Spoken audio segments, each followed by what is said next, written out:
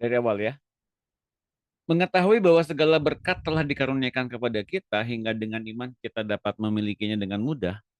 Kita tak banyak membuang waktu untuk terus-menerus meminta berkat hingga dapat beranjak lebih lanjut untuk bertumbuh di daerah-daerah iman yang lain seperti iman akan kuasa dan kemuliaan Allah. Banyak kuasa dan hal lain yang Ia hendak karuniakan kepada kita.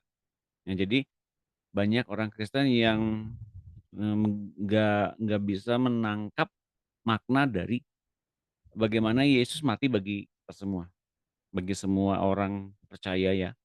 Yesus memindahkan setiap dari kita agar kita nggak usah ngalami lagi kutuk, nggak usah lagi ngalami berdosa terus-menerus, nggak usah lagi ngalamin mempunyai jarak dengan Allah. Bahkan Ia mau menebus kita untuk menggantikan dirinya, ya. Kita menjadi anak-anak Allah yang penuh dengan berkat dan penuh dengan kelimpahan kebaikan Allah. Tapi di saat yang bersamaan ketika Yesus mati di kayu salib itu dia mengalami keterpisahan dengan Allah, mengalami semua kutuk ditimpakan kepada dia, diperlakukan seperti orang berdosa ya sebetulnya teman-teman ya. Nah, kalau ternyata orang Kristen sekarang setelah ditebus oleh Tuhan Yesus tapi masih meminta berkat sebetulnya ya, itu mengesampingkan posisi anak Allah yang telah diberikan oleh Allah sendiri lewat diri Yesus. Jadi, apa yang perlu kita lakukan? Mengetahui, menyadari posisi yang sebenarnya yang telah Tuhan berikan bagi kita, yaitu menjadi anak Allah, dan dari posisi itu ya, dengan iman ya, dengan iman dan percaya mendengar bagaimana Bapa mengajari kita untuk menjadi anak-anak Allah. Oleh karena itu, maka sangat penting bagi kita kalau kita masih sibuk di daerah minta-minta berkat bahwa kita sekarang kehilangan ya, kehilangan yang namanya gambar diri dalam diri kita. Oleh karena apa? Karena kita memang mengabaikan Yesus, mengabaikan peran Roh Kudus. Maka jika kita sekarang menghormati keberadaan Kristus dan menghormati tuntunan Roh Kudus, yang terjadi adalah kita semakin diberikan pengertian demi pengertian, juga langkah-langkah iman yang kita bisa lalui bersama-sama dengan Roh Kudus untuk kita beroleh pilihan-pilihan terbaik dari kerajaan Allah sendiri. Nah, memang dalam setiap prosesnya nggak langsung tiba-tiba mempunyai satu terobosan-terobosan tertentu gitu ya, dan semua hal yang kemudian kita minta itu diberikan. Nggak kayak gitu. Nggak semua kayak gitu ya. Nggak kayak gitu juga dan nggak semua kayak gitu. Kalaupun ada yang begitu, ya silakan saja mungkin dalam satu fase sendiri yang kemudian nanti akan didewasakan kembali. Nah, padahal sebetulnya selain kita menyadari bahwa kita ini adalah anak Allah, selanjutnya adalah di dalam pengetahuan dan dalam langkah iman itu, Allah berikan kepada kita banyak kuasa dan hal yang lain yang hendak Ia karuniakan kepada kita. Nah, ini yang perlu kita harus sadari. Yang pertama saya mohon sadari bahwa kita ini adalah anak Allah yang telah diberikan oleh Allah sendiri dalam dalam setiap kehidupan yang telah diberikan oleh Tuhan Yesus. Oke? Dan selanjutnya adalah bagaimana memposisikan diri sebagai anak Allah yang dituntun penuh oleh Roh Kudus untuk mengikuti bahkan pikiran kita pun nggak boleh meleset. Nah, dalam Matius 28 ayat 18, silakan Bu Itun tolong baca. Ya, Pak. Ya. Bentar. Matius 28 ayat 18. Yesus mendekati mereka dan berkata, "Kepadaku telah diberikan segala kuasa di surga dan di bumi. Karena itu pergilah, jadikanlah semua bangsa muridku dan baptislah mereka dalam nama Bapa dan Anak dan Roh Kudus.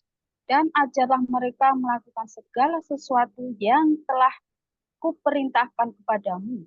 Dan ketahuilah aku menyertai kamu senantiasa sampai kepada akhir zaman." Ya, terima kasih Bu Itun. Lalu Ya, Pak. kemudian oleh Ibu Yunike, Matius 16 ayat 19. Ya, Pak Doni. Ya, terima kasih. Kepadamu akan kuberikan kunci kerajaan sorga. Apa yang kau ikat di dunia akan terikat di surga, dan apa yang kau lepaskan di dunia di dunia ini akan terlepas di surga. Amin. Makasih Bu Yunika. Sama-sama Pak Doni. Lukas 9 ayat 1, silakan Ibu Levina. Ya Pak, Shalom Pak. Shalom Bu. Lukas 9 ayat 1. Ya. Maka Yesus memanggil ke-12 muridnya, lalu memberikan tenaga dan kuasa kepada mereka untuk menguasai setan-setan dan untuk menyembuhkan penyakit-penyakit. Amin. Nah, makasih Bu Levina. Mari kita lihat ini bahwa ketika datangnya Yesus ke muka bumi ini, ia hendak menjadikan apa? Murid. Orang-orang yang hendak ia jadikan murid itu kemudian dibaptis dalam nama Bapa dan Anak dan Roh Kudus. Artinya dibaptis dalam kealahan. Ada peran Roh Kudus, ada peran Anak, ada peran Bapa Sorgawi. Ya, jadi dalam nama Bapa, Anak dan Roh Kudus, jangan ditambahin ya, yaitu Tuhan Yesus itu nggak ada, nggak ada seperti itu. Tapi dalam satu kealahan, bagaimana peran Allah Tritunggal itu dapat kita pahami dan dapat kita mengerti peran mereka dalam hidup kita. Dan ajarlah mereka, diajarin dia.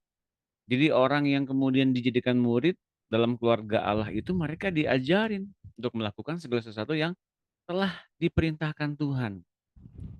Jadi artinya apa? Menjadi seorang hamba Tuhan yang diajari oleh Tuhan Yesus. Untuk apa sih? Agar Yesus bisa menyertai setiap orang yang taat kepada dia. Jadi kalau ada orang yang gak taat sama Tuhan Yesus, ya gak akan bisa mengerti bagaimana penyertaan Tuhan. Jadi penyertaan Tuhan itu dia udah janjikan lebih awal. Aku menyertai kamu senantiasa sampai kepada akhir zaman. Kapan zaman berakhir? Ya tergantung teman-teman. Kalau teman-teman sekarang akhir zamannya sampai dengan kita pengangkatan, ya pengangkatan. Sampai dengan Yesus nanti ada di awan-awan, kita terangkat. Oke? Tapi kalau kemudian akhirnya kita gagal dan meleset gitu ya, sampai dengan di masa antikristus, kita akan mengalami penganiayaan. Ya teman-teman. Tapi kan kita nggak kayak gitu harusnya ya. Karena kita sebetulnya sedang diajari jadi hamba Tuhan oleh Tuhan Yesus. Sedang mengalami kesadaran penuh bahwa kita ini bersama-sama dengan Allah Tritunggal dalam tubuh jasmani kita. Pikiran kita, jiwa kita mesti terfokus kepada kepentingan sorgawi. Dan untuk itu maka jadi murid Kristus. Bukan jadi orang Kristen saja, tapi jadi murid Kristus. Jadi murid itu sebetulnya mengikuti apa kata gurunya dan apa yang sedang dilakukan gurunya setiap mereka murid-murid itu mengerti dan diajari oleh Tuhan. Nah itu apa namanya? Itu diberikan kepada kita semuanya dalam wujud apa sebetulnya? Kuasa. Lewat apa yang telah Tuhan berikan kepada kita itu wujudnya dalam mempraktekkan kuasa. Nah, tapi basicnya adalah jadi murid, gitu ya teman-teman, ngikutin Tuhan Yesus, jadi hamba Tuhan. Nah, di dalam Matius 16, kepadamu akan kuberikan kunci kerajaan surga. Ini tadi yang saya bilang bahwa ini prakteknya kan pakai media apa? Kuasa. Nah, Tuhan bilang diberikan kuasa itu dalam bentuk apa? Dalam bentuk setiap rahasia-rahasia diungkapkan kepada kita. Kunci kerajaan sorga itu berguna untuk apa? Yang diikat di dunia ini akan terikat di sorga. Apa yang diikat di dunia ini? Hubungan dengan Allah. Apa yang kemudian dilepaskan di dunia ini? Hubungan dengan dunia. Nah, hubungan dengan dunia tanpa dilepaskan sampai dengan di surga itu apakah terikat? Akan terikat tetap. Teman-teman ya. Jadi apapun saja yang diikat di dunia ini akan terikat juga di surga. Apapun juga yang terlepas di dunia ini akan terlepas di surga juga. Jelas ya. Jadi hubungan dengan Allah itu membuat segala dunia itu dilepaskan ikatan-ikatan dengan dunia. Harusnya seperti begitu. Nah, maka Yesus memanggil ke-12 muridnya lalu memberikan tenaga dan kuasa. Power. Tenaga itu power, kuasa itu otoritas. Orang mempelajari tenaga, kuasa, ya, atau tenaga berupa tenaga dalam itu dari kemampuan mereka mengolah jiwa mereka. Tuntunan siapa? Nah, saya nggak tahu tuh ya. Orang-orang yang belajar untuk mempunyai kanuragan, mempunyai kesaktian dalam diri mereka, mereka kemudian mengembangkan tenaga dalam, ya, tenaga yang sudah ada dalam diri mereka. Namun itu dibangkitkan oleh kuasanya siapa? Nah, itu yang pasti bukan dari kuasa dari Tuhan. Dibangkitkan oleh diantaranya oleh kuasa kegelapan. Ya. Nah, kalau kemudian Yesus berikan tenaga itu artinya apa? Power memang, ada powernya. Dalam bentuk apa powernya? Perkataan. Ada kuasa dalam bentuk apa? Otoritas. Apa itu arti otoritas? Segala sesuatu yang Allah punya, anak pun punya. Apa yang Yesus punya, Bapa juga mempunyai. Apakah apa yang Bapa punya, Yesus pun mempunyainya. Itu kuasa, otoritas. Tapi siapa yang kemudian diciptakan oleh Tuhan, ya kan semua di makhluk di muka bumi ini kan diciptakan oleh Tuhan. Tapi apakah mereka punya kuasa, punya otoritas? Belum tentu. Apalagi kalau kemudian punya punya tuntunan yang berbeda dari apa yang Tuhan berikan kepada setiap makhluk.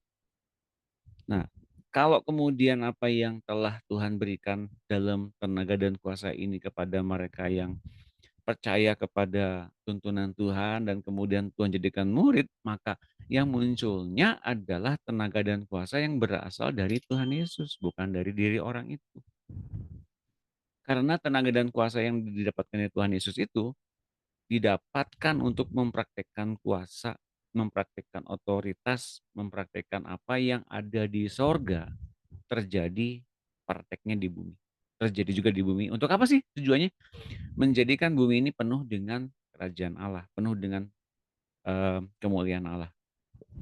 Di antaranya dalam hal menguasai setan-setan dan untuk menyembuhkan sakit penyakit.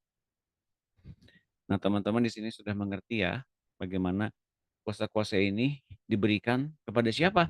Kepada orang yang tidak memperdulikan bahwa dia itu sebetulnya mempunyai pergumulan yang sulit tentang bagaimana penghidupan yang tidak pernah layak, tidak pernah cukup. Tapi kemudian mengerti bahwa Allah berikan kepada kita posisi anak Allah. Ya, bagaimana kita akhirnya menemukan jati diri kita sebagai anak Allah. Nah, baru kemudian ini diberikan kuasa oleh Tuhan Yesus agar kita mempraktekkan kuasa-kuasa berasal dari apa yang telah kita dapatkan dari Tuhan Yesus itu. Oke, ada pertanyaan spesifik teman-teman, silakan ditanyakan. Jadi sempat terputus, Pak. Oh, yang mana ya? Ya, ini jaringannya bermasalah sekali loh ini. Dari tadi saya haleluya banget nih. Yang di mana, Bu, terputusnya?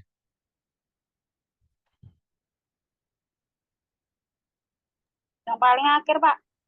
Yang paling akhir. Oke. Yang paling akhir itu adalah bagaimana ternyata kita diberikan kuasa oleh Tuhan Yesus berdasarkan dari apa yang kita dapatkan di tahtanya, di dalam posisi anak Allah itu sendiri. Tapi kalau kita belum mencapai posisi anak Allah, berarti kita mendapatkannya dapat apa? Bukan dari Tuhan Yesus, dari kekuatan laten jiwa kita yang ada dalam diri kita, dan itu kemudian ditaklukkan oleh si jahat sebetulnya. Jadi yang munculnya kekuatan laten jiwa itu dari mana? Dari si jahat dan dari kita sendiri. Dan tadi minggu yang lalu ya, orang yang mengandalkan kekuatannya sendiri adalah orang yang terkutuk. Nggak perlu ada satu kekuatan yang datang dari si jahat, tapi orang yang mengandalkan dirinya, mengandalkan kekuatannya, mengandalkan apa yang kemudian ia butuhkan di luar Tuhan, maka orang itu terkutuk. Gitu loh. Di luar Tuhan Yesus ya. Artinya di luar Tuhan Yesus itu artinya orang-orang yang tidak mau jadi murid, orang-orang yang tidak mau diatur oleh Tuhan, orang-orang yang hidup berdasarkan kepentingan diri sendiri itu orang terkutuk. Tuhan tidak perlu mengutuk, tapi orang itu sudah memilih ada dalam kutuk. Jadi Pak, kalau Adam dan Hawa itu karena mereka berdosa, maka apakah itu Allah punya rencana seperti itu? Enggak. Banyak orang skeptis bilang bahwa Allah merencanakan mereka itu terkutuk. Enggak lah, enggak seperti begitu teman-teman. Adam dan Hawa memilih tinggal di luar Tuhan, dan mereka tinggal dalam kutuk karena mereka tidak mematuhi Tuhan yang memberikan penghidupan kepada mereka. Jelas ya.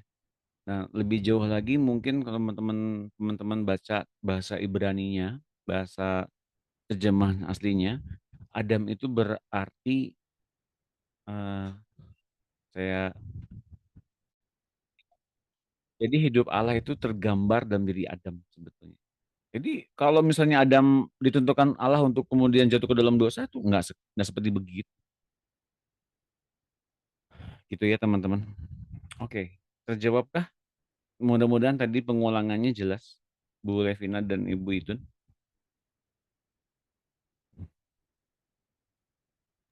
Ya, Pak. Ya, Pak. Oke, ada lagi pertanyaan silakan.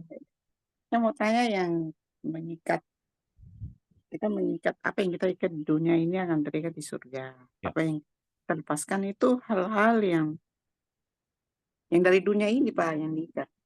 Ya. Apakah itu termasuk kuasa-kuasa penyembahan berhala, misalnya ilmu-ilmu gaib atau apa ya, yang sejenis itu? Apakah itu juga termasuk Termasuk, hal di dunia yang kita perlu ikat juga, atau gimana? termasuk. Jadi kalau Oh, itu nggak dilepaskan itu ngaruh ke surga nggak ngaruh? Ngaruh di surga nggak ngaruh? Kalau saya masih punya sikap membenci itu ngaruh ke surga nggak? Ngaruh. Kalau kita masih belum beres di bumi ini ngaruh nggak ke surga? Pengaruh. Jadi nggak langsung tiba-tiba terima Tuhan dan semuanya dibebaskan.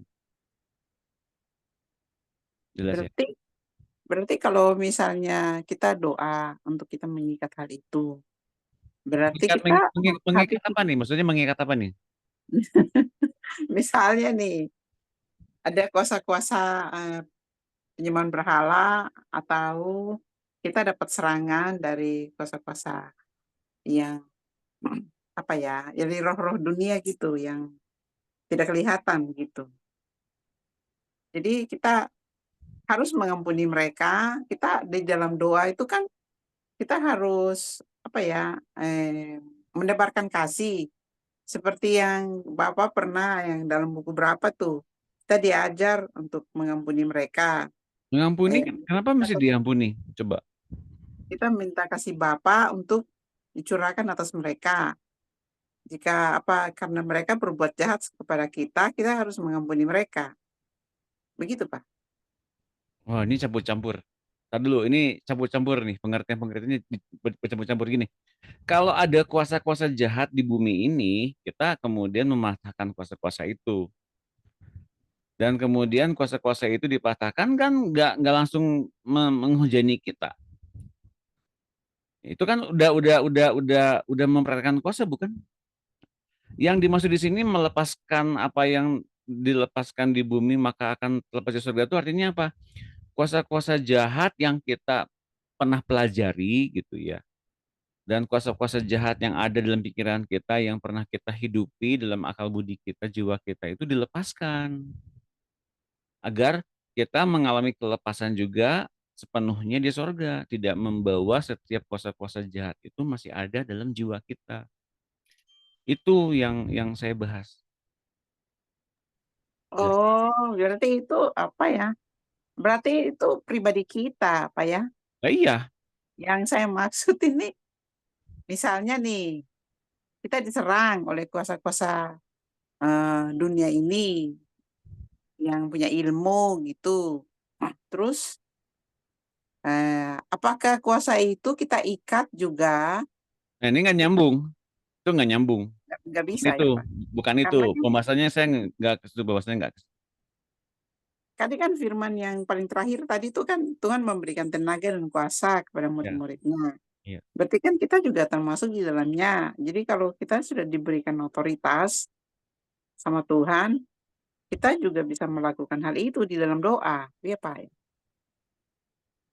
Gini Bu, tadi kan kita ngebahas soal terlepas di sorga ketika kita melepaskan di bumi. Kan melepaskan kuasa-kuasa itu kan sebetulnya itu berhubungan dengan kita, bukan dengan orang lain yang ngirim-ngirim santet atau gimana itu nggak nyambung ke situ.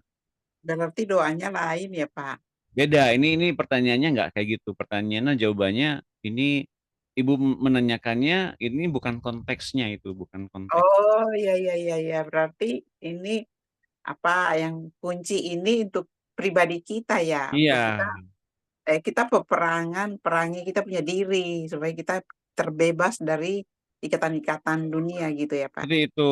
Ya, jadi Oh, apa iya. yang kita ikat sampai dengan di surga pun terikat itu tentang apa? Hubungan dengan Tuhan, hubungan dengan kealahan, hubungan dengan Roh Kudus, hubungan dengan Tuhan Yesus. Itu akan terbawa ke surga dan ada apa namanya? Ada dampaknya nggak? Ada. Kalau Oh, kita begitu mengasihi mengasihi dia, kan kita jadinya mengerti perlindungannya itu ada. Nggak usah khawatir soal orang itu ngirim ngirim apa, ngirim kuasa kegelapan, nggak ngaruh kok, nggak bakal ngaruh. iya, Pak, betul. Iya, memang saya apa namanya alami hal itu juga. Ya, Yang kunci kerajaan surga ini yang saya sedikit kurang paham, tapi tadi Bapak sudah terangkan itu bergantung itu untuk kita punya diri yang kita menggunakan kunci itu supaya kita dilepaskan dari segala ikatan-ikatan ya, dunia ini. oke, Oh iya, jelas ya. Oke, udah iya, Pak. cukup. Iya, Terima makasih Pak. kasih, Bu Livin. Oke, ada lagi yang lain silakan. Tidak ada? Terusin ya. Oke, jadi begitu banyak kuasa-kuasa yang bisa Allah ajarkan lewat diri Kristus ya. Asalkan teman-teman, Bapak Ibu semua mengerti hal ini. Bukan mengerti dan kemudian jadi orang pandai, bukan. Mengerti keberadaan kita, posisinya sebagai anak Allah. Karena ada Kristus. Oke? Kita didudukan dalam Efesus 1 ya, ayat 3. Kita didudukan bersama-sama dengan Tuhan Yesus di tahtanya, agar kita bisa melihat kebaikan Allah. Nanti baca lagi di Kolose 1, di Kolose 2, baca teman-teman nanti ya, habis ini. Dan kita bisa mengerti kebaikan Allah itu lewat diri Kristus yang ada di dalam diri kita. Jadi Allah menganggap kita sempurna, Allah menganggap kita sebagai anaknya karena ada Kristusnya yang bantuin kita untuk mengerti itu. Jelas teman-teman? Nah kalau kita mempunyai kesadaran di dalam Kristus seperti ini, maka kemudian hidup kita diatur sepenuhnya oleh hidup dan pikiran Kristus. Memang kita punya kerinduan, memang kita punya pergumulan, memang kita punya keinginan, tapi itu semua diserahkan kembali kepada bagaimana hidup Kristus dan pikirannya itu termanifestasi dalam pikiran dan jiwa kita. Pikiran jiwa kita ya, bukan roh kita ya. Iya, karena roh kita sudah tenggelam bersama-sama dengan Tuhan Yesus. Rohnya yang lebih dominan. Tinggal pikiran dan jiwanya saja. Yang kita seringkali kalau istilahnya ngelamun, berangan-angan, punya fantasi, punya imajinasi, punya delusi. Apa itu delusi? Saya pernah bahas ya teman-teman. Jadi jiwa kita, pikiran kita jangan sampai kita nempel lagi ke dunia. Kan ada ayatnya Roma 12 ayat 2. Baharulah pikiran kita agar kita jangan serupa lagi dengan dunia. Artinya apa? Secara rohani kita sudah berposisi sebagai anak Allah, tinggal diajari bagaimana berpikir dengan benar. Dengan pikiran Kristus yang kita punya dalam setiap pikiran-pikiran kita yang baru. Ya, dapat yang baru bagaimana Pak? Banyak baca Alkitab di antaranya, teman-teman Bapak Ibu sekalian. Itu baru sebagian saja. Dan yang lebih besar adalah remanya yang membangun kita. Itu nanti ada di buku 6. Nanti dibaca lagi di buku 6 ya. Oke. Saya lanjutkan sekarang memberi Pak, tanya lagi Pak. ya. Itu dan baptislah mereka dalam nama Bapa, Anak, dan Roh Kudus. Itu saya dengar kalau hamba Tuhan berdoa itu dalam nama Bapa, Anak, dan Roh Kudus, dalam nama Tuhan Yesus Kristus. Apakah itu seperti itu bisa, Pak? Enggak, itu aja konteksnya itu aja. Jangan cari yang lain. Itu aja lihat di dalam Oh, ayat. dalam nama Bapa, Anak, dan Roh Kudus saja dalam doa itu, tapi tidak boleh tambah dengan dalam nama Tuhan Yesus Nah, Kristus. itu nanti tanyakan saja sama pendetanya Bu ya. Saya nggak berani. Saya nggak berani bilang. Saya nggak berani bilang itu di luar konteks ya. Oke. Oh, gitu. Ya, juga. Kadang saya juga bingung juga. Ya. Ya Makanya sudah. saya mau bilang pada teman-teman di sini yang ikut pemuridan ya, yang udah ikut pemuridan sekian lama, teman-teman ya. Kalau kita dalam hal ini saja masih bingung dan masih gampang diombang-ambingkan dengan berbagai macam pengajaran, berarti kita belum kuat-kuat amat loh. Belum ngerti-ngerti amat dalam tuntunan Roh Kudus sebetulnya. Ya, secara tuntunan mungkin kita oke lah, wah sudah bisa dengan suara Tuhan. Tapi secara praktikal, secara eh, pengetahuan, secara kita bertumbuh dalam keanak-alahan, kita masih apa ya namanya ya? Saya mau bilang ini, kita masih bingung, masih diomong-ambingkan dengan berbagai macam pengajaran. Itu artinya kita belum sepenuhnya berakar kuat dalam Tuhan. Nah, kalau sudah berakar kuat dalam Tuhan, mau gimana pengajaran di luar apapun membingungkan kita, kita nggak bingung. Jadi teman-teman tolong perhatikan ya, perhatikan ini, bahwa hubungan kita dengan Tuhan itu the most important thing, yang paling penting hingga kita tidak usah lagi bingung dengan berbagai macam pengajaran di luar sana. Konteksnya apa? Alkitab. Udah, gampang. Timbulnya interpretasi dari mana? Karena banyak berpikir. Oke, jelas teman-teman. Tadi saya ngobrol dengan istri saya pagi-pagi, mengapa banyak timbul berbagai macam denominasi, pengajaran, doktrin, karena mereka terlalu banyak berpikir. Pikiran-pikiran yang gak harus dipikirkan. Temulah pengajaran-pengajaran baru. Nah, saya mau membiarkan kita sekarang, yuk kenali Kristus yang di hati kita. Modulnya kita udah ada lengkap, ya. Ada juga pembimbing di tiap-tiap kelas, ada pembimbing di tiap-tiap pemuridan, ada pembimbing juga, ya. Ada Pak Gideon, ada Pak Antonio, ada Pak Sem, ya, ada saya gitu ya. Ini pernah ditanyakan, tapi kalau ditanyakan lagi berarti kita masih bingung. Nah, pertanyaan saya, kenapa bingung? Karena belum berakar kuat, belum mengerti betul. Ya, tolong diperdalam lagi hubungan dengan Tuhannya, baca Alkitabnya juga agar kita nggak banyak dibohongin, ya, nggak banyak ngalamin begitu banyak goncangan-goncangan. Kalau kita belum ngalamin Tuhan, digoncang oleh keadaan apapun, kita gampang khawatir, gampang cemas, gampang takut. Percaya deh. Oke, teman-teman, harap mengerti ya kalau saya menegur begini, karena kita semua sedang diarahkan. Ini udah buku 2 diulang lagi. Jadi saya rasa ini udah harus mengerti lah ya.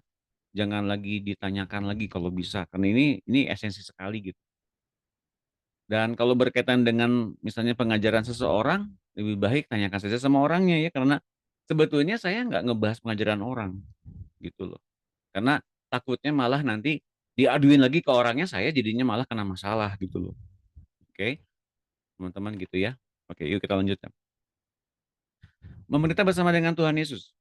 Yang diinginkan Allah terhadap orang beriman adalah agar mereka menjalankan kembali otoritas Allah di atas bumi seperti pernah diberikannya kepada Adam sebelum kejatuhan manusia ke dalam dosa. Jadi Adam pernah mendapatkan otoritas Allah di bumi sebelum berdosa. Ya, itu dilakukannya dengan menyatukan Anda dengan Roh Tuhan Yesus, yang benihnya telah ditanam ke dalam Anda ketika Anda mengundang Dia dengan iman masuk ke dalam hati Anda. Jadi Adam yang pertama gagal untuk melakukan otoritas di muka bumi ini. Karena kegagalan, maka manusia memerlukan kembali Adam, tapi dalam wujud Adam yang akhir, ya, yaitu Yesus Kristus. Mengapa Yesus Kristus? Karena Tuhan Allah yang kemudian menanggalkan dirinya untuk menjadi manusia.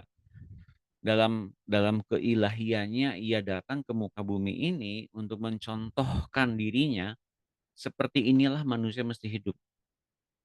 Dan karena contohnya itu sudah ada dan orang-orang masih belum banyak mengerti caranya bagaimana hidup. Karena itu maka Bapa membiarkan Roh Tuhan Yesus ngeblend, masuk, menyatu dalam kita, menyatu dalam roh kita. Ya. Tapi itu semua terjadi jika kita memang mengundang Dia masuk ke dalam roh kita. Roma 5 ayat 17. Silakan dibaca oleh Ibu Emi ada?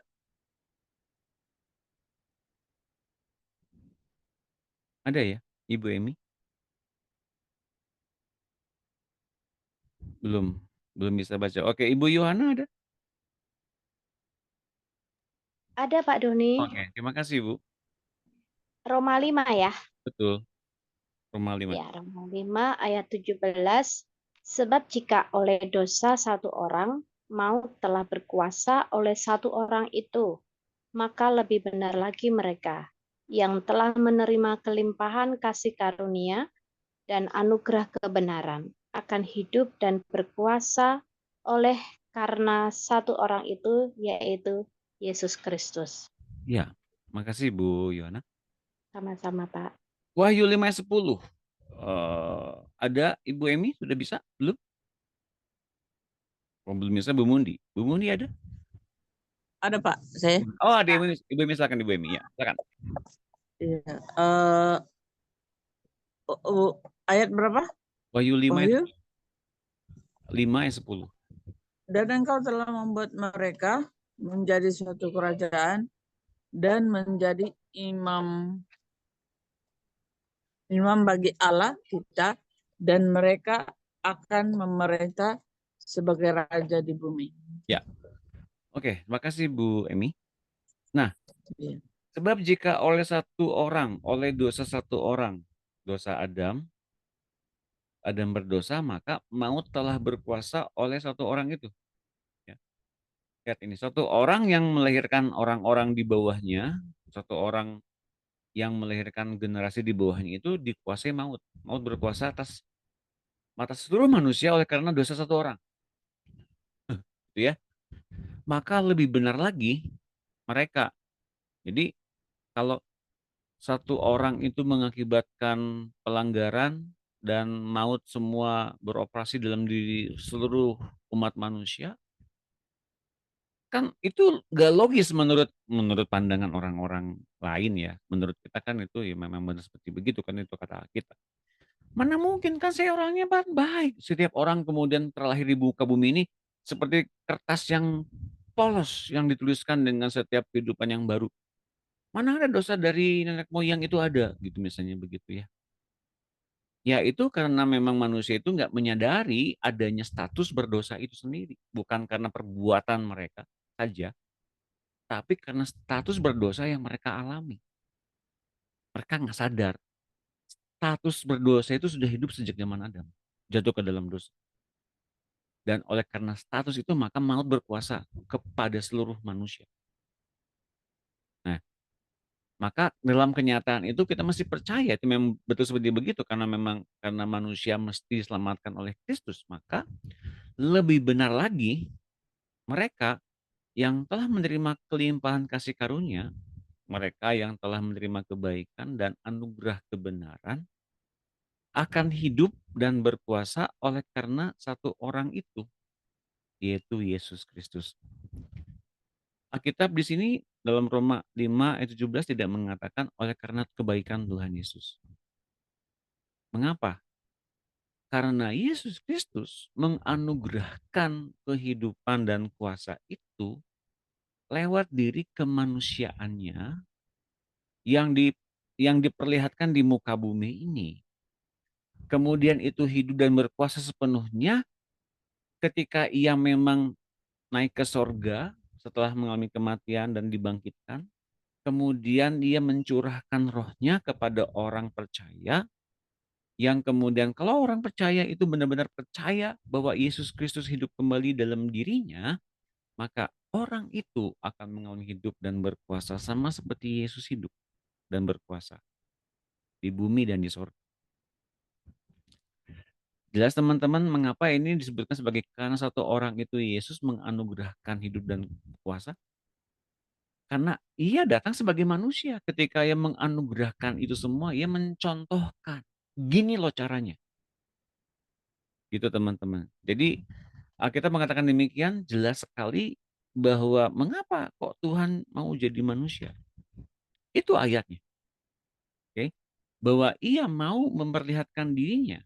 Kayak gini loh caranya manusia hidup. Sementara manusia kebanyakan ya pokoknya kita berbuat baik dan kemudian kita melaksanakan ibadah-ibadah dan kemudian kita sebaik-baik mungkin lah nggak ngerugiin orang. Nggak kayak gitu.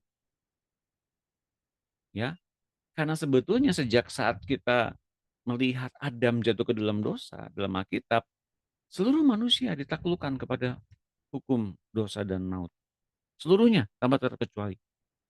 Hanya bisa lewat hidup Kristus yang berkuasalah dalam diri kita, kemudian kita dibebaskan dari posisi itu. Sadari itu, bahwa itu adalah anugerah hadiah dari Yesus sendiri kepada kita. Dalam Wahyu 5:10 dikatakan bahwa Engkau telah membuat mereka menjadi suatu kerajaan. Jadi kita ini bagian dari kerajaan. Kerajaan apa? Kerajaan imam. Imam-imam bagi Allah kita. Dan mereka akan memerintah sebagai raja di bumi. Imam-imam Allah yang menjadi satu kerajaan memerintah di bumi dalam kerajaan 1000 tahun. Dalam prakteknya, sekarang ini kita sedang praktek untuk memerintah bersama-sama dengan Tuhan selama 1000 tahun itu, hari-hari ini bagaimana kuasanya itu mengalir. Kalau kemudian kita menyadari sejak awal, posisi kita sudah didudukan bersama-sama dengan Tuhan Yesus di tahtanya. Siapa saja yang telah mengalami itu, ya teman-teman yang sudah mengalami kesatuan atau kemanunggalan dengan Yesus di tahtanya duduk memerintah bersama-sama dengan Tuhan Yesus, mereka adalah bagian dari kerajaan imamat yang rajani, ya, kerajaan imam-imam bagi Allah, imamat yang rajani yang memerintah. Karena memang memerintah bersama-sama dengan Tuhan di surga, maka setiap dari mereka juga mempunyai kuasa memerintah sebagai raja-raja di bumi ini. Jadi teman-teman, raja-raja di bumi ini aplikasinya kepada apa? Kuasa dan otoritas yang kemudian kita dapatkan dari Tuhan Yesus, kita praktekkan di bumi ini. Pak, boro-boro mau memerintah sebagai raja, saya aja kemudian saya berpikir saya itu kemudian begini begitu, saya punya kelemahan. Saya masih berdosa, Pak. Nah, itu dia teman-teman. Makanya saya bilang segala sesuatu berasal dari bagaimana posisi kita bersama-sama dengan Tuhan Yesus. Sudahkah kita sadar? Saya mau sadarkan kita sekarang teman-teman Bapak Ibu sekalian. Jangan lagi kita kemudian mempunyai satu pikiran yang melenceng dari pikiran Kristus. Satu detik pun tidak. Karena begitu kita melamun, begitu kita kemudian berangan-angan, begitu kita kemudian masuk ke dalam berbagai-bagai ngarepin bukan dari Tuhan, tanpa rema yang jelas, kita akan mengalami delusional. Delusional berarti kita begitu berharapnya pada Tuhan yang ingin memberkati kita, yang ingin memulihkan kita, berharapnya pada Tuhan, tapi nggak pernah ada berkat dari Tuhan yang diberikan langsung kepada kita. Dan kita kemudian mengharapkannya mungkin dari orang lain. Tapi nggak pernah juga, maka kita menjadi orang-orang yang delusional. Orang-orang yang kemudian berharap pada iman yang salah. Dengan iman yang salah juga.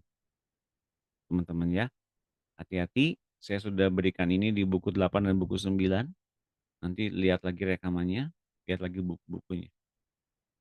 Oke, sampai sini ada pertanyaan, silakan.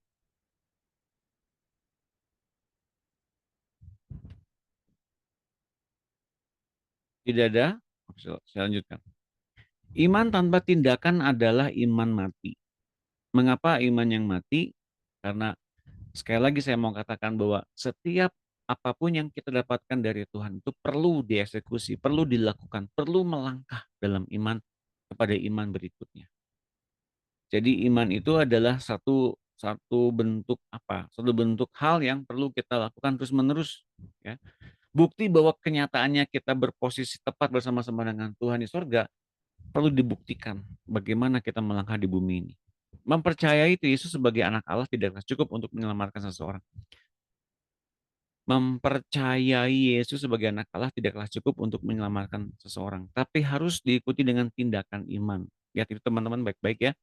Iman sendiri harus datang dari rema, ya, bukan dari logos. Rema itu dengan suara Tuhan atau Roh Kudus atau Allah Bapa dalam hati kita. Apa yang Ia suruh lakukan dengan taat. Oke. Yohanes 20:31 kembali lagi. Apakah ada Ibu Mundi? Iya Pak, siap Ada. Pak. Terima kasih Bu. Ya. Ya. Yohanes 20 ayat 31. Tetapi semua yang tercantum di sini telah dicatat, supaya kamu percaya bahwa Yesuslah Mesias, anak Allah, dan supaya kamu oleh imanmu memperoleh hidup dalam namanya. Amin. Terima kasih Bu Mundi. Sama-sama. Oh, Yunike belum ya? Silakan Bu. Yohanes 1:12.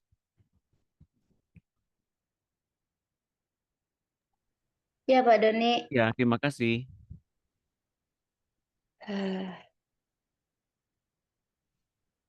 Yohanes 1. Yohanes 1 ayat 12 ya Pak. Betul, Bu. Tetapi semua orang yang menerimanya diberinya kuasa, mereka yang percaya dalam namanya. Amin. Oh, diloncat itu. Tapi semua orang yang menerimanya diberinya kuasa supaya menjadi anak-anak Allah. Gitu ya. Itu yang itu diloncat. Oke, terima kasih Bu Yunike. Iya, Yohanes Pak kelihatan. 21. Silakan. Kembali lagi ke Ibu Itun. Ya, Pak. Yang ke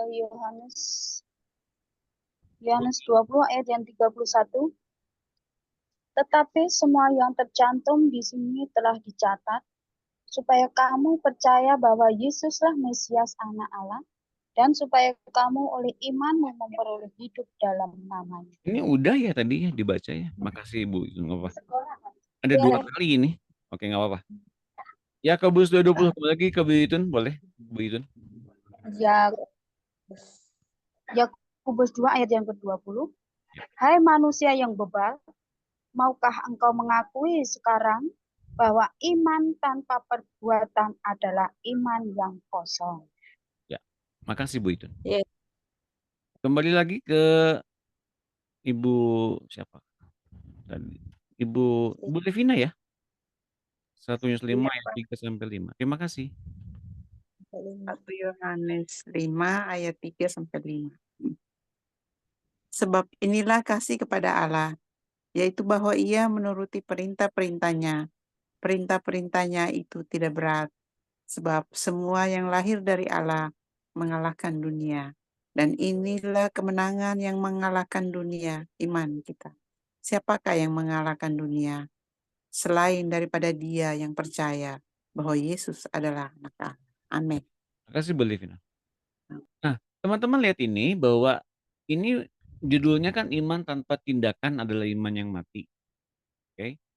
Nah, bahwa kenyataannya ini iman yang mesti hidup karena iman itu mesti ditindaklanjuti dengan melangkah dalam iman, berarti kita butuh tuntunan, bukan?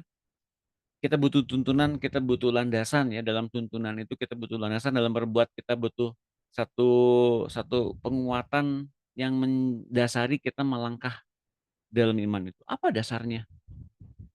Yesus anak Allah. Oke?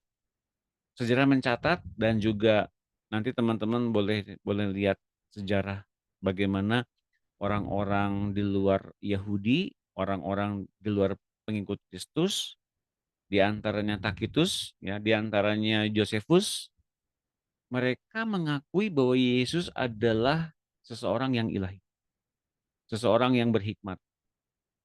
Artinya mereka mempercayai ini Yesus bukan dari dunia ini sebetulnya.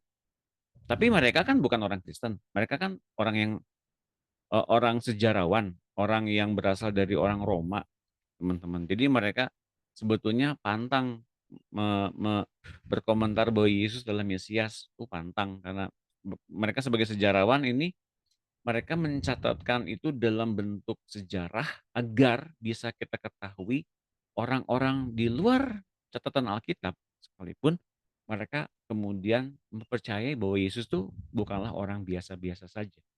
Oke, teman-teman ya. Nah, bahwa Yesus itu anak Allah. Apa yang menjadikan ini landasan buat kita? Karena kalau kita kemudian menjadikan diri kita adalah bagian dari Kristus dengan menerimanya sebagai juru selamat, sebagai Tuhan, orang yang menerima itu diberi kuasa oleh Tuhan supaya berposisi sama menjadi anak Allah, sama seperti Yesus.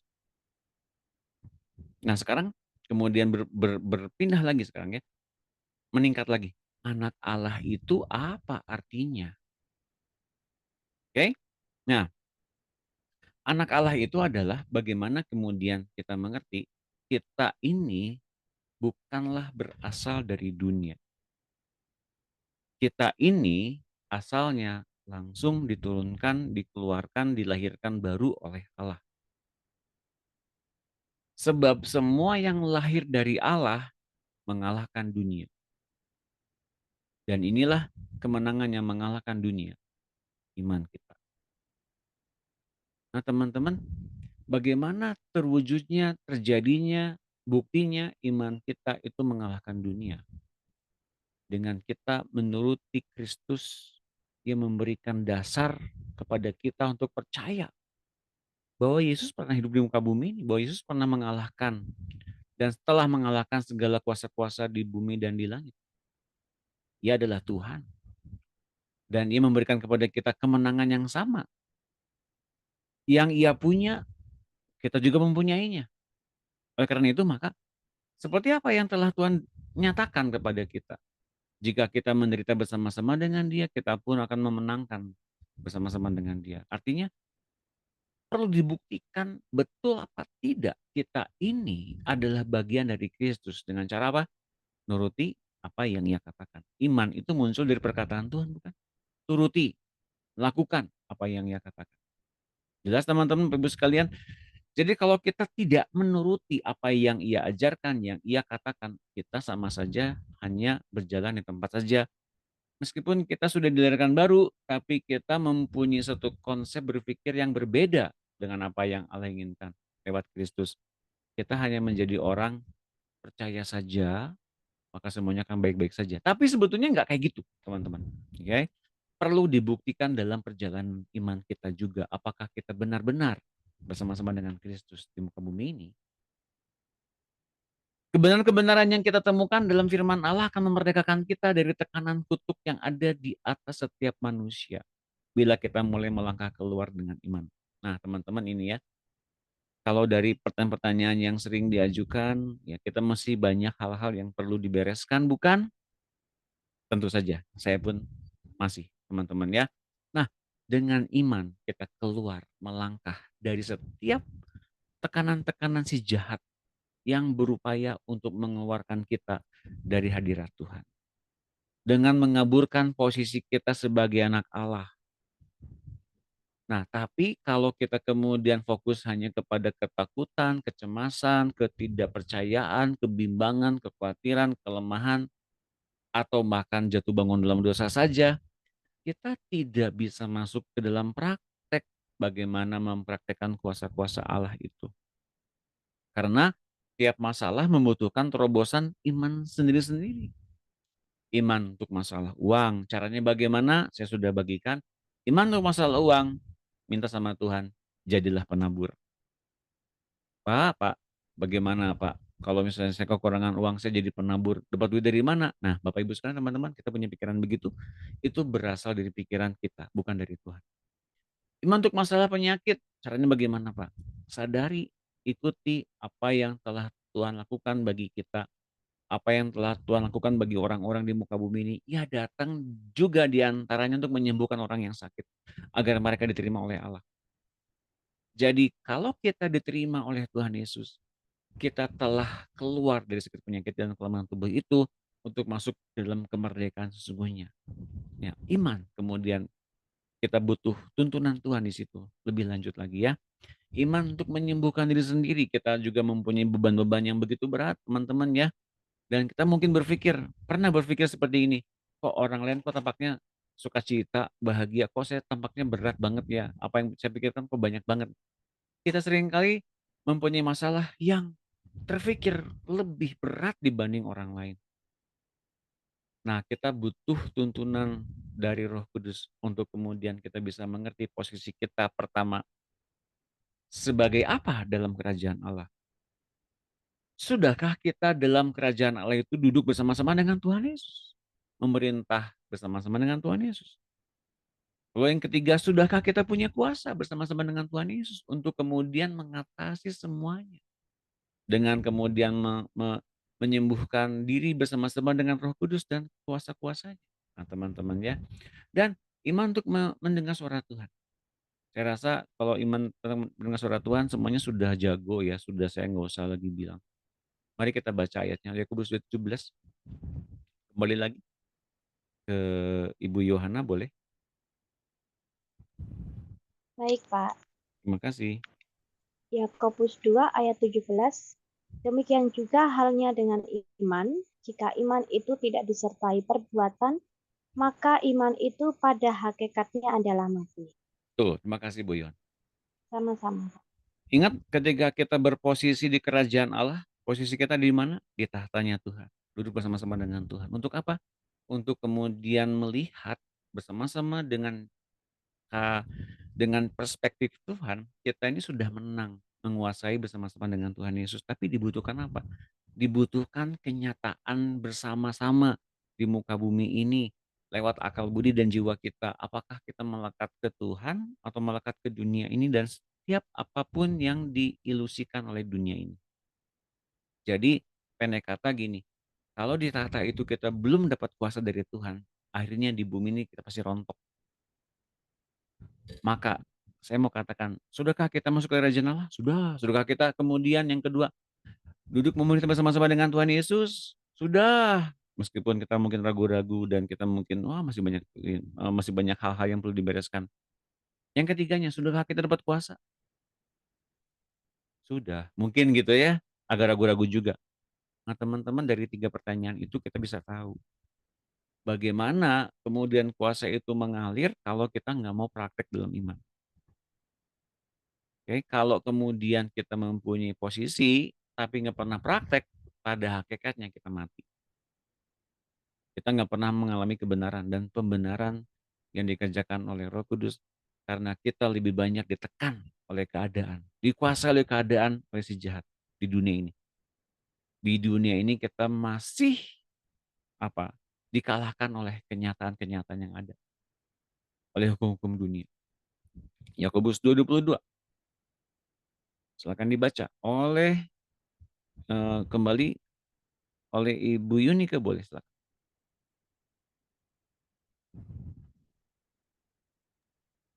Yakobus 2 ayat 22 ya Pak. Betul Bu. Kamu lihat bahwa iman bekerja sama dengan perbuatan-perbuatan dan perbuatan itu iman menjadi sempurna. Ya, Putus apa? kasih Bu Yunike. Iya Pak, sama-sama. Bagaimana kita menjadi orang yang sempurna? Jangan memikirkan kita jadi orang baik yang sempurna di depan orang lain dan di depan Tuhan. Jangan dulu. Lihat ini. Bagaimana kita bisa bekerja sama dengan Tuhan di tahtanya dan bagaimana kita bisa mempraktekkan kuasanya. Dengerin dia. Ketika dia bermerintah dalam diri kita, memerintahnya dengan damai sejahtera, dengan sukacita, dengan setiap hal-hal yang baik yang ia kemukakan. Bahkan mungkin teguran-teguran yang ia nyatakan. Kita beroleh kehidupan. Dan kita beroleh langkah-langkah iman, bukan? Nah, lakukan itu. Ketika iman bekerja sama dengan perbuatan-perbuatan dan oleh perbuatan-perbuatan itu, iman menjadi sempurna. Iman yang sempurna sanggup memindahkan gunung, bukan? Nah, teman-teman, gunung yang mana yang dipindahkan? Gunung masalah, gunung tekanan, gunung dosa, gunung hambatan, gunung masalah orang lain, sakit penyakit, kelemahan tubuh, kutuk, apapun itu yang merintangi kita dengan Allah. Ya, kita bisa mempunyai kuasa-kuasa yang jelas dinyatakan oleh Tuhan Yesus di tahtanya. Dan oleh setiap kuasa-kuasa itu kita dimerdekakan dari kenyataan yang ada di dunia ini. Ya, ayat 26, silakan Ibu Mundi lagi. Yakobus 2 ayat 26. Ya. Sebab seperti tubuh tanpa roh adalah mati, demikian jugalah iman tanpa perbuatan-perbuatan adalah mati. Amin. Ya, makasih Bu Mundi. Sama-sama, Pak. Ini satu penggambaran yang luar biasa dari Yakobus. Ada tubuh, ada roh. Tubuh tanpa roh adalah mati. Ya, jadi ketika roh itu meninggalkan tubuh, ya tubuhnya mati. Betul ya? Demikian juga iman tanpa perbuatan. Jadi perbuatan itu mesti didasari oleh iman yang jelas. Nah, kalau perbuatan-perbuatan itu tanpa landasan iman yang jelas, tanpa tuntunan Tuhan, mati.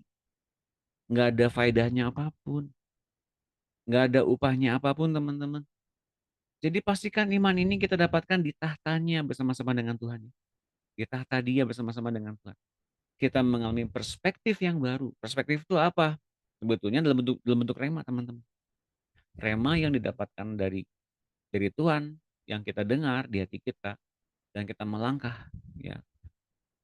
Kemudian dari itu kita bisa melihat kalau kemudian kita ini adalah manusia rohani yang ditumbuhkan oleh perkataan Tuhan. Dan percayalah teman-teman, dalam Yohanes 6 ayat 44-45 nanti dibaca di Alkitab ya. Yohanes 6 atau Yohanes berapa ya? Yohanes 5 kalau nggak salah. Firman Tuhan itu berupa roh yang menghidupkan kita dan merubah susunan tubuh jasmani kita hingga akhirnya serupa dengan tubuhnya. Persis firman yang menjadi manusia itu. Jadi dengan kita banyak percaya kepada Tuhan Yesus, kita tuh lagi diubahkan. Tubuh jasmani kita semakin diubahkan. Tahu dari mana kita bisa mengerti dan mengenal tuntunan Roh Kudus? Jika kita mulai meninggalkan sikap dan tabiat yang lama untuk menjadi pengikut Kristus yang sesungguhnya. Di antaranya apa? Tidak gampang marah-marah. Tidak gampang tersinggung. Tidak gampang luka hati. Tidak gampang yang menjadikan kita tawar. Tapi kita punya pengharapan. Nah, ini baru kemudian kita bisa mengerti. Ini ada tuntunan Roh Kudus di situ. Ya, jelas teman-teman? Itu yang mengubahkan kita. Dan itu menjadikan kita berubah terus-menerus. Gitu ya teman-teman ya. Yakobus 5:15. Kembali lagi ke Ibu Itu. Boleh? Silakan Bu Itu. Ya. Oke, Kak. Ya. Yakobus 5 ayat yang ke-15. Dan doa yang lahir dari iman akan menyelamatkan orang yang sakit itu, dan Tuhan akan membangunkan dia. Dan jika ia telah berbuat dosa, maka dosanya itu akan diampuni. Ya, makasih Bu Itu. Nah, doa yang lahir dari iman. Doa itu terpancar dari iman. Doa itu terpancar dari pendengaran akan Tuhan yang lebih dulu bicara lewat kita. Kapan Pak bicaranya? Sepanjang kita duduk di tahtanya sejak kita lahir baru. Dia lebih banyak bicara dibandingkan kita banyak bicara. Oleh karena itu ketika kita tidak tahu keadaan situasi yang kemudian kita terlalu banyak bicara, stop bicara kita. Dengarkan Tuhan yang bicara dan biarkan dia kemudian membuat diri kita bangkit dengan iman yang ia berikan lewat suaranya, lewat temanya.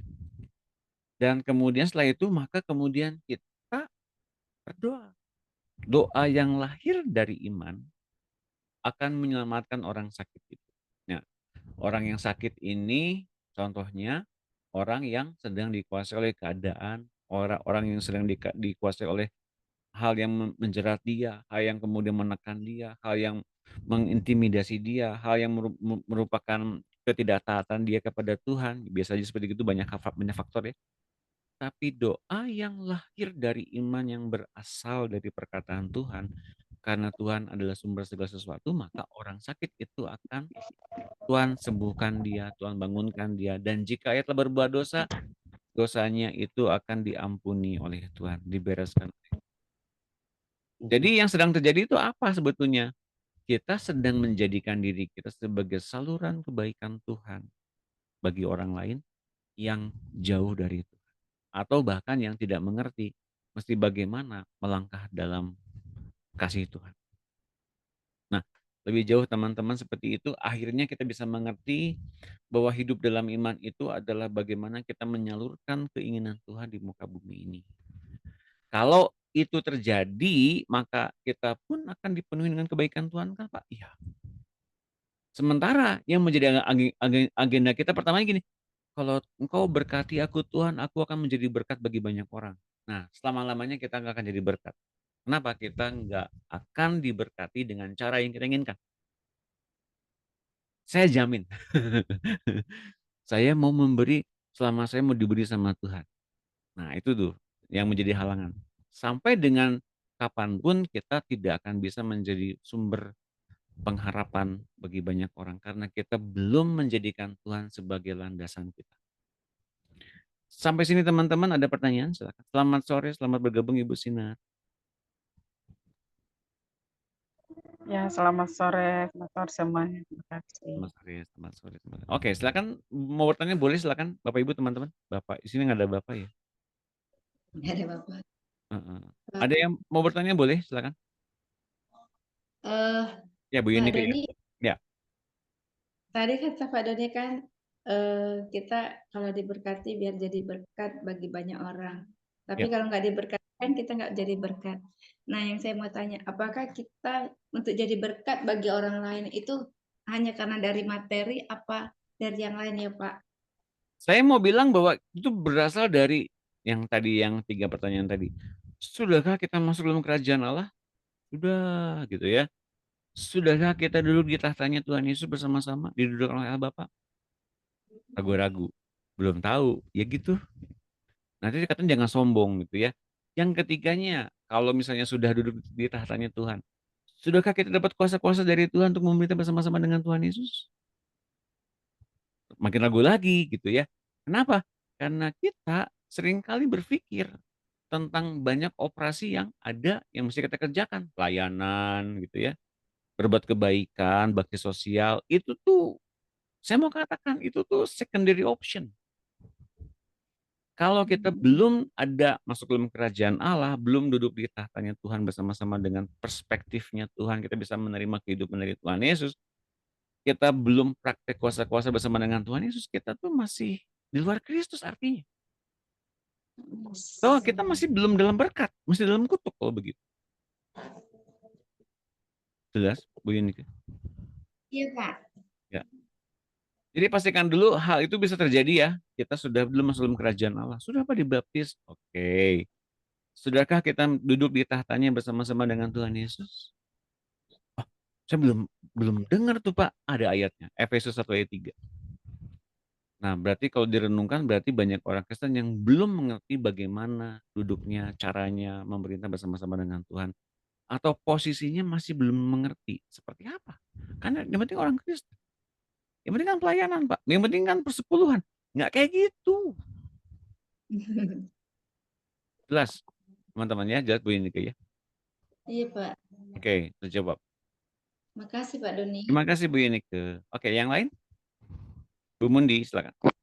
Iya, terima kasih Pak Kasih juga. Doni. Ya, Pak Doni tadi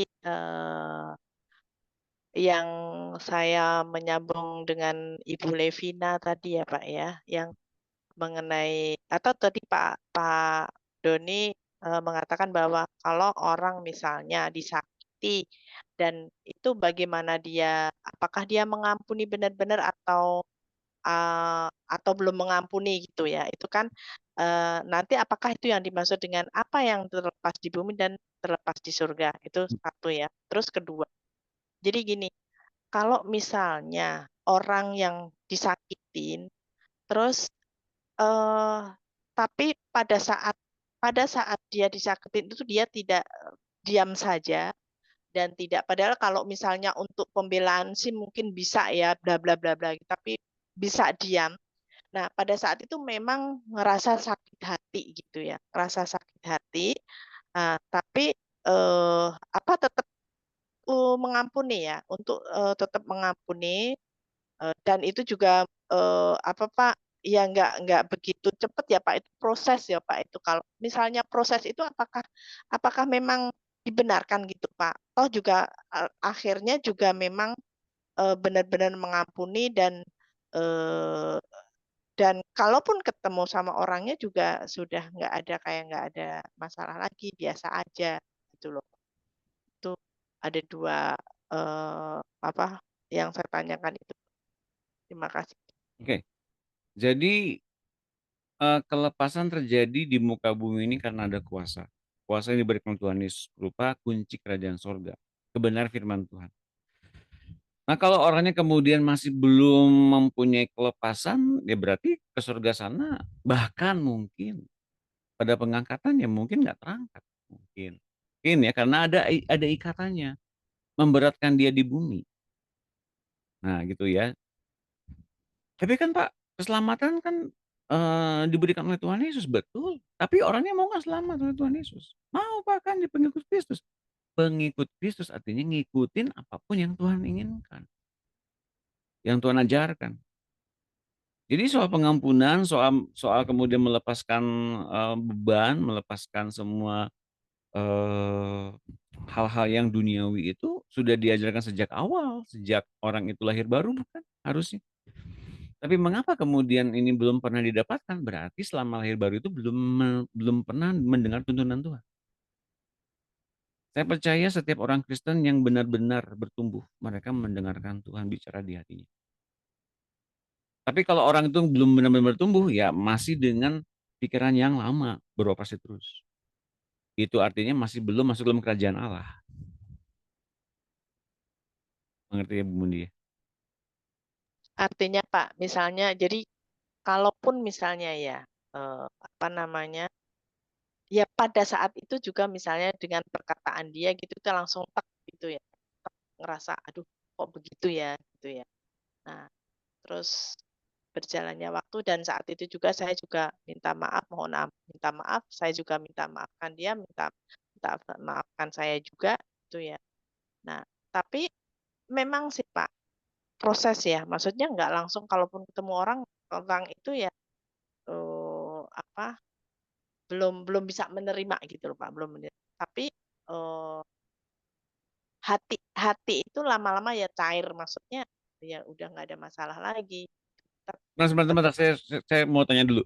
Ini ada antara dua orang yang jelas-jelasan saling minta maaf gitu ya ceritanya? Oh enggak Pak, enggak, enggak ada Pak. Jadi enggak ada untuk pribadi enggak ada minta maaf karena sebenarnya kalau saya minta maaf ya apa saya memang merendahkan diri saya harus minta maaf gitu loh Pak. Ini memang terus terang aja saya bermasalah gitu loh Pak. Tapi Nah, sebenarnya ya karena saya tuh nggak ngapa-ngapain, cuma dia aja gitu loh Pak. Tapi terus saya diem memang diem. Saya padahal saya kalau misalnya mau istilahnya saya mau membela diri juga bisa, tapi saya diem. Puji Tuhan untungnya saya ada diem gitu ya Pak. Saya tahu kebenaran, udah diem aja gitu. Nah, habis itu memang saat itu sakit hati, tapi terus saya berdoa, saya juga minta maaf, minta ampun, juga saya ampuni dia juga Tuhan, mohon belas kasihan buat dia gitu. Terus berjalannya waktu ya saya memang udah kayak perasaan udah nggak ada rasa sakit hati, ketemu bicara biasa gitu loh Pak. Maksudnya gitu, apakah saya mesti ini Pak? Minta maaf gitu loh Pak. Saya sih merasa saya nggak ngapa-ngapain gitu loh Pak. Gitu maksudnya. iya. Itu bergantung dari apa yang Tuhan tuntun di hatinya Ibu. Saya nggak bilang ini mesti gitu sekarang ya. Jadi tuntunan Tuhannya di hati Ibu gimana? Nah, kalau kelepasan terjadi. Cuman kan ada berbagai macam kelepasan terjadi, ada di wilayah akal budi, jiwa, ada di wilayah roh. Contohnya gini. Ya, saya kan pernah cerita ya, saya tuh nggak menyukai orang yang merokok ya sebetulnya. Orang merokok tuh buat saya gemes deh, pengen khotbahin misalnya gitu ya. Nah, nah kemudian yang luar biasanya ketika saya berkendara nih, kan saya berkendaraan tuh kalau di Bandung kan naik motor ya paling paling cepat. Tahu kan kalau orang naik motor itu apalagi sesama naik motor, ada orang ngerokok tuh buat buat kita yang naik motor tuh udah punya satu itu kan abunya bisa merusakkan masuk ke mata gitu ya, bikin iritasi mata kan. Itu udah ada undang-undang yang udah memperbolehkan untuk sok ditegur, boleh ditilang kok sama polisi. Tapi banyak orang yang masih merokok gitu ya di jalan-jalan gimana gitu. Kan jadinya sebel ya buat buat saya pribadi sebel. Nah, semakin saya sebel, semakin saya membangun diri saya dengan setiap hal yang menyebalkan itu ada ya, dan di hati saya itu masih ada dongkol seperti begitu. Kemana-mana saya pasti ketemu dengan orang yang begitu. Gitu loh teman-teman yang terjadi.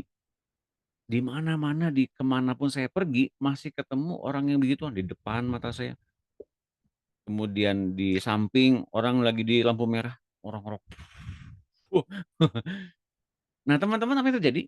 Ketika saya mulai bongkar hati saya, mereka berhak melakukan seperti begitu. Kalau saya boleh hitung-hitung ya, orang yang ngerokok di muka bumi ini kan sebetulnya lebih sedikit dibanding orang yang ngerokok yang nggak ngerokok sebetulnya. Kita berhak untuk melarang mereka nggak sih? Berhak.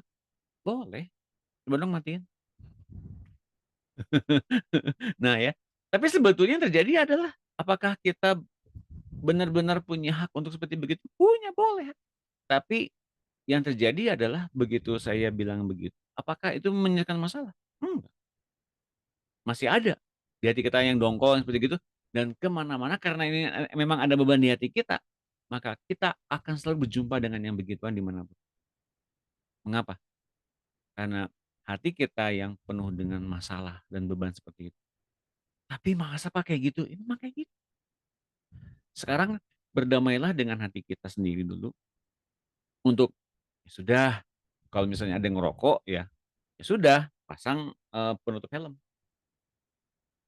Dan jangan sampai kita terlalu banyak bicara pada orang-orang yang begitu. Udah, diemin aja lah, orang-orang yang memang gak bisa diatur oleh undang-undang sekalipun, oleh polisi sekalipun, mungkin mungkin nggak ada aturan yang jelas hari-hari ini gitu. Sudah, biarkan saja. Tapi hati kita mesti dibereskan dengan tuntas sampai dengan apa? Sampai dengan kita mengerti orang yang seperti itu memang pantas untuk dia mengerti oleh kita. Dan kitanya nggak ada beban lagi. Walaupun bertemu dengan begitu lagi ya kita udah nggak punya beban sampai dengan kitanya ngudebel ngerasain gitu ya. Nah, gitu loh. Itu Mundi. Itu baru namanya kelepasan. Kalau misalnya begini, ya itu terjadi kebetulan misalnya namanya. Kurang jelas suaranya Bu, kurang dekat. Oh ya, Nah, misalnya gini kayak Pak tadi Pak Doni ngasih contoh begitu ya. Tapi kalau misalnya ya eh, bisa nggak mengambil tindakan bahwa saya harus jaga jarak, saya harus tahu kayak gitu, gitu, apa-apa, itu gimana? nggak ada masalah kok. Oh, So, ya itu kayak misalnya saya gitu loh Pak. Ya kayak tadi ya udah kelapasan tapi saya udah tahu sifatnya begini ya udah oke aku jaga jarak. Berarti kalau kira-kira gimana? Nah, itu apakah bisa itu Pak? bisa, nggak ada masalah. Silakan aja. Oh, Tapi kelak oh, Ibu akan bertemu dengan orang seperti begitu. ya. Oh, Karena yang jadi eh masalahnya bukan orang itu, tapi masalahnya ada di hati kita. ya kalau kalau saya tadi juga udah ini ya memang harus berdamai dengan hati kita. Ya oke, itu saya udah ngerasa ada damai sejahtera, Ya. ada ya Pak ya karena saya buktikan bahwa saya pada saat ketemu nggak ada masalah, nggak ada rasa gimana. Cuma saya jadi tahu dia itu begini ya udah oke. Berarti aku harus jaga jarak, aku harus tahu begini begini gitu. Itu Pak maksud Nggak apa-apa saya. sih, silakan aja. Sementara waktu, silakan aja. Nanti tuntunan berikutnya nanti pasti ada lagi.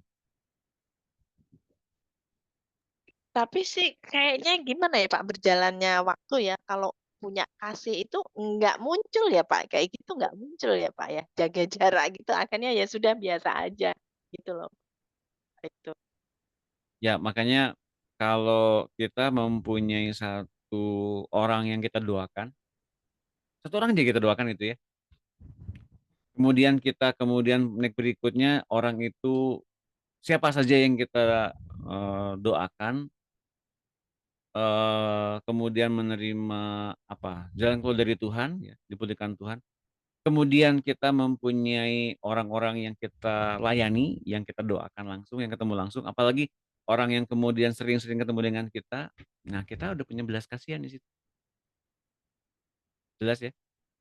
Minimal gini deh, kalau kita belum ada orang yang kita doakan terus-menerus atau orang yang belum kita layani dan orang yang belum kita gembalakan, ya, punya belas kasihan nggak? Aduh, kamu teh sebetulnya disayang Tuhan, pengen ngasih tahu gitu. Nah, itu kita udah punya belas kasihan seperti gitu tuh udah bagus. Punya kasih. Jelas ya? Iya Bun. Pak iya Pak iya terima kasih iya Nah, iya cukup ngerti ya, jadi ya. buat kita sekarang keseluruhan ya, teman-teman, milikilah hati Kristus seperti itu. Yang pertama, kita doakan satu persatu nih. Saya sampai hari ini pun masih doakan begitu.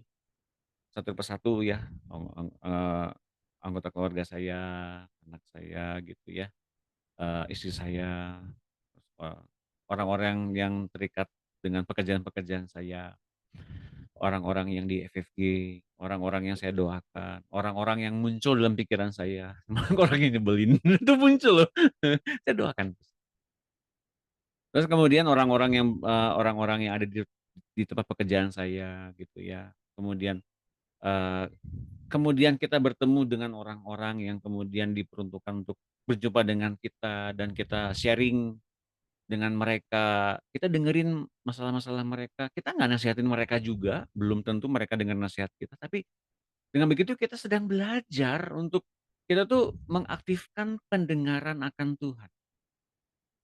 Nah, ini latihannya teman-teman, kita berdoa bukan sibuk dengan doa kita saja, tapi sekali kita mengucapkan sesuatu tuh ada nggak yang bergerak di hati kita untuk kita ucapkan kembali. Nah, itu latihannya mendengar suara Tuhan kayak gitu. Dan kalau kita mendengar orang lain bicara, kita mulai dengerin hatinya, dengar hatinya Tuhan terutama.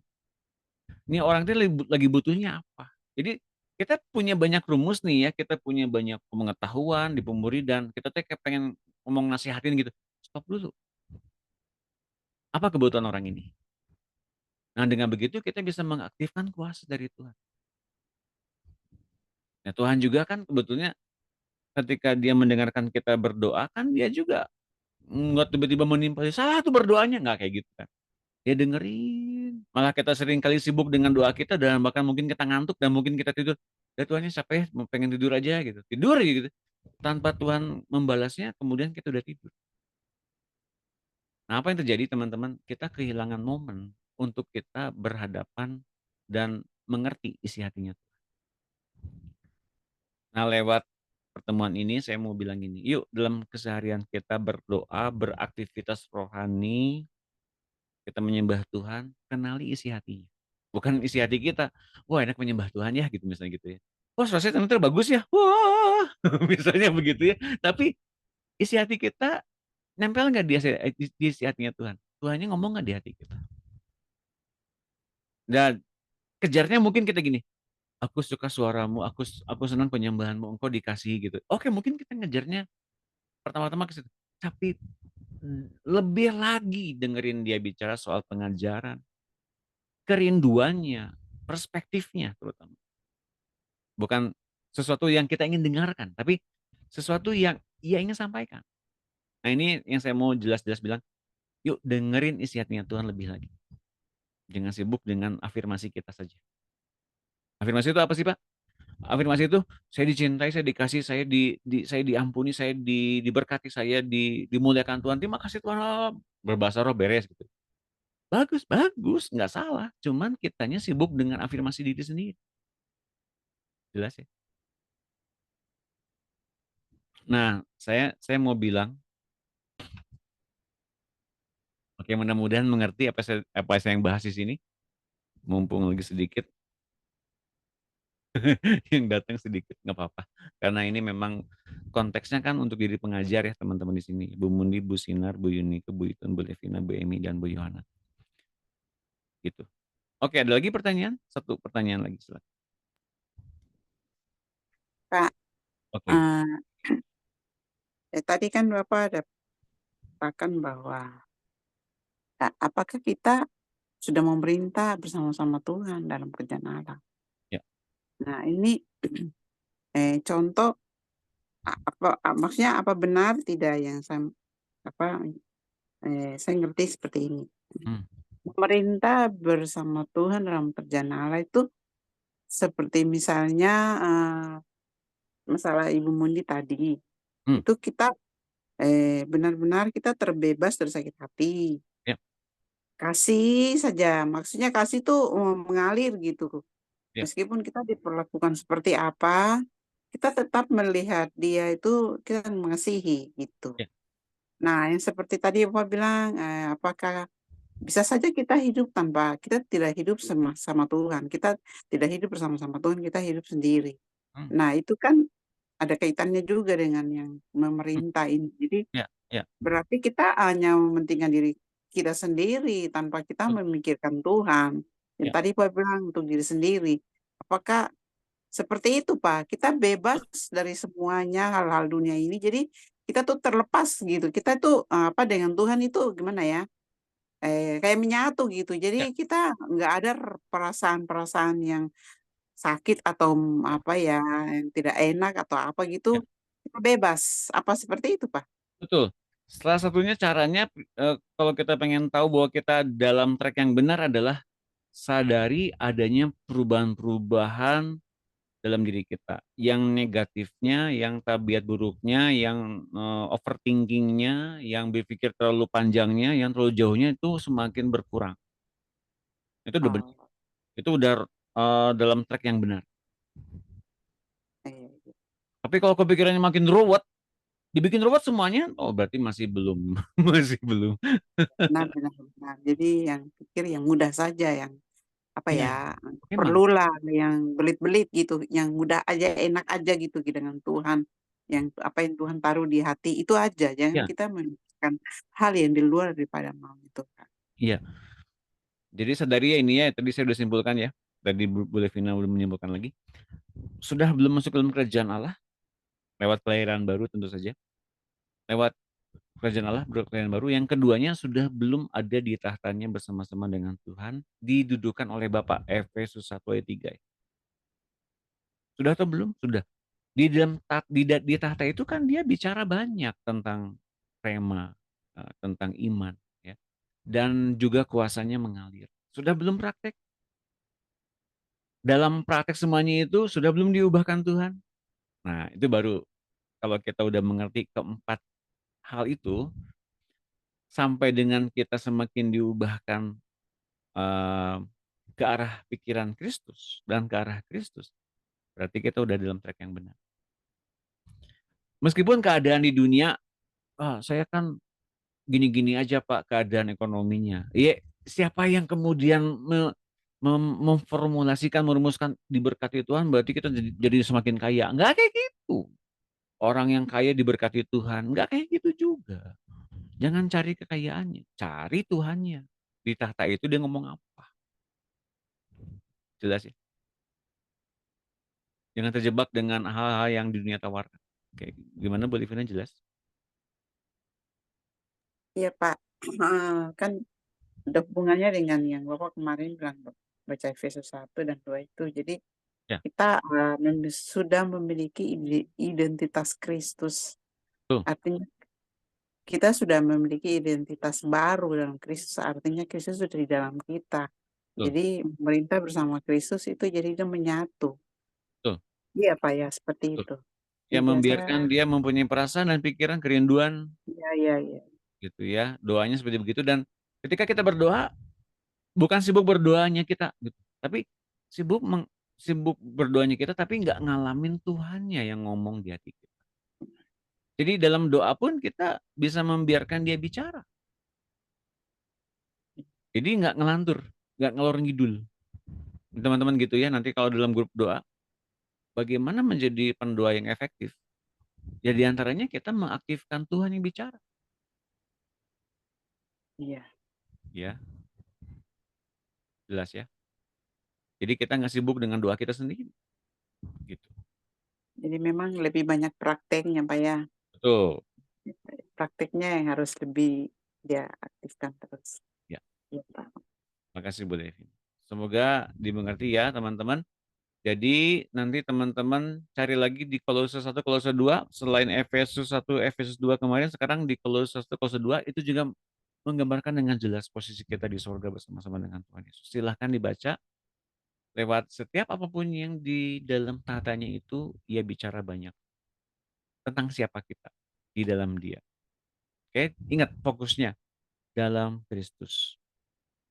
Kita ini disembunyikan. Kita ini kemudian diberikan satu kelegaan untuk melihat bagaimana dan apa yang telah ia sediakan bagi kita semua. Oke, jadi teman-teman nikmati Kristusnya ya. Selama kita di muka bumi ini, nikmati Kristusnya. Jangan ingin terus mengafirmasi apa yang kemudian kita harapkan bahkan dari orang lain.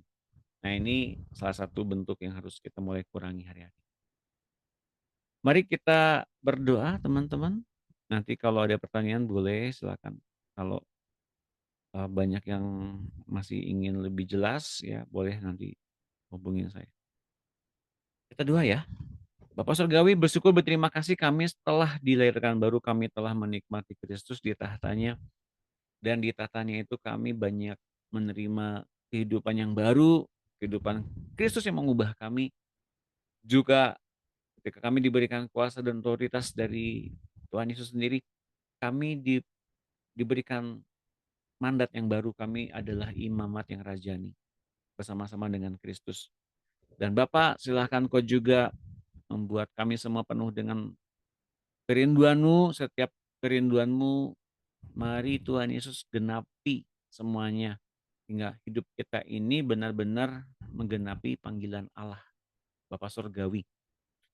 Mari Tuhan Yesus, Kau yang pimpin kami anak-anak Allah penuh dengan pikiran dan perasaan-Mu, hingga kami pun ketika berdoa dan mengaktifkan kuasa-kuasa yang Kau nyatakan, mempunyai satu kelegaan, keluasan untuk menggerakkan Engkau di muka bumi ini. Bahwa kami masih di muka bumi ini, masih di dunia ini, tapi kami adalah bagian dari kerajaan Allah, dan bahkan kami adalah kerajaan Allah di dalam hidup-Mu ya Tuhan Yesus. Biarlah iman yang Kau berikan senantiasa berupa rema ini menuntun kami, hingga kami memperluas kerajaan Allah di muka bumi ini. Dan jika kami berdoa bagi orang-orang yang ada di dalam benak dan pikiran kami, setiap orang-orang yang di hati kami, mari Tuhan Kau pimpin kami untuk masuk ke dalam kehidupan orang-orang itu, dan kuasa-Mu mengubah mereka. Dan ketika kami berdoa juga, biarlah hati-Mu menguasai kami, hingga kami membiarkan Kau juga bekerja dengan leluasa di muka bumi ini. Berkuasa atas kami ya Tuhan Yesus. Roh Kudus, silakan Kau tanamkan di hati kami tentang siapa Kristus dan apa yang telah Tuhan Yesus lakukan bagi kami semua, hingga kami benar-benar terlindung, tersembunyi oleh hadirat Tuhan yang penuh dalam tubuh jasmani. Kami perluas setiap aspek kehidupan kami penuh dengan Kristus. Dalam nama Tuhan Yesus kami syukur, haleluya, amin. Yuk kita berputar bersama dulu, silakan aktifkan videonya. Oke, siap. PR-nya kerjain ya, Efesus 1, Efesus 2, Kolose 1, Kolose 2 ya. Dibaca lagi. Ini teman-teman nanti dapat kesimpulan, nanti tolong tanyakan pada saya kalau ada pertanyaan. Silakan dibuka. Wah, Pak ya? Doni, yang ya. Rekaman kemarin belum ada ya, Belum. Pak? Yang Belum. kemarin itu hari Rabu ya, iya. Minggu yang lalu, yang Sabtu Ya. belum. Hari ini Ya. saya akan rilis. Ya, Pak. Terima kasih. Silakan Ibu Mundi disetrika dulu bajunya. Lagi setrika baju. 1, 2, 3. Oke, senyum dulu dong. Dekat ke kamera. 1, 2, 3. Terima kasih Bapak Ibu. Bapak Ibunya, bapaknya nggak ada, ibunya semua ya. Bu Mundi, Bu Yuni, Bu Levina, Bu Itum, Bu Sinar, Bu Yohana, Bu Emi. Tuhan berkati semuanya. Sampai jumpa di hari Sabtu. Ya. Terima kasih Pak, Tuhan berkati. Oke, terima kasih. Cuman sebentar dengar Terima YouTube kasih saja. Pak Doni. Terima kasih semuanya. Selamat Sehat sore selalu. teman-teman. Semangat selalu. Pak Doni, Tuhan berkati. Ya, Bu Yuni, Bu Levina, Bu Itun, Bu Joana.